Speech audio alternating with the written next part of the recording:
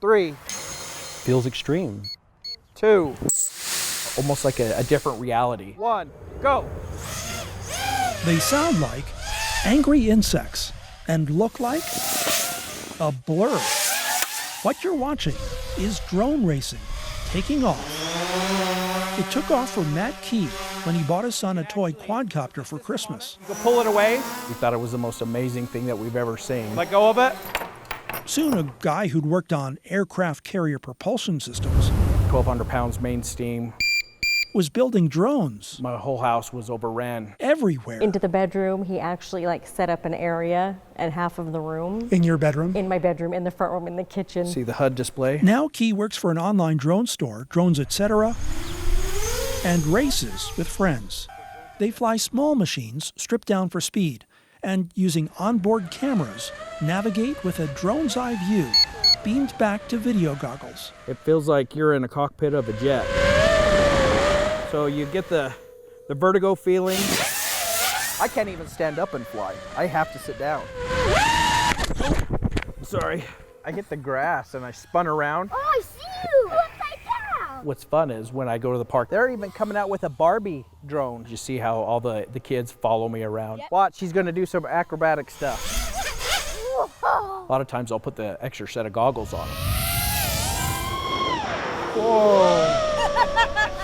And they'll actually tip over. I better sit down. The technology is relatively new and has been reserved for weekend do-it-yourselfers. But now when people look through those goggles, they see more than a high-tech RC hobby.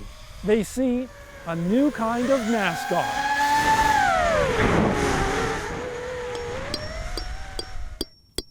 I fly every day. Christian Peterson's a stay-at-home dad. See that, Peter? We kind of turn our noses up at that kind of stuff.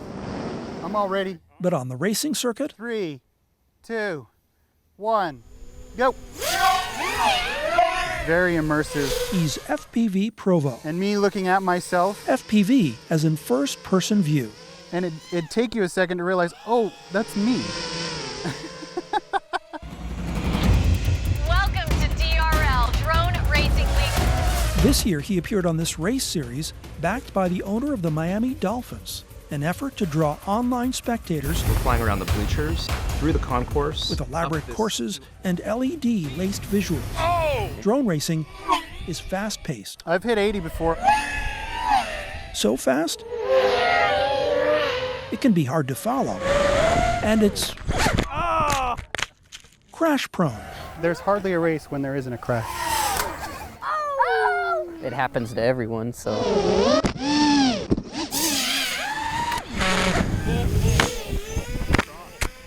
Some people gain weight when they start flying FPV. Not me. Peterson recently went to Dubai to a race with a $1 million purse, and his team came in 6th. First place went to a 15-year-old. These guys are not 15. 43 years old, graying. Some have bad knees, My knees, my joints. but they can still compete. And I almost feel like I'm exploring within my own body still. Diving the cliffs over there. And perhaps that's part of the appeal. You get nervous and excited and adrenaline gets pumping. You can go anywhere. And anywhere the FAA will let you. To be 43 It feels like we're on the edge. and still defy gravity. This is an extreme sport for people who can't do extreme sports. Yeah, I would say it is. If you put those goggles on, every care in the world goes away. It makes him happy, and that's really important. It makes him really happy. Oh yeah. Peter Rosen, KSL 5 News.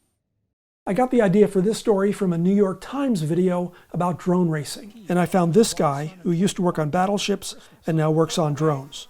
The biggest challenge, photography-wise, was this. These drones are small and they're fast. Luckily, they have cameras on them, so having those POV visuals helped a lot.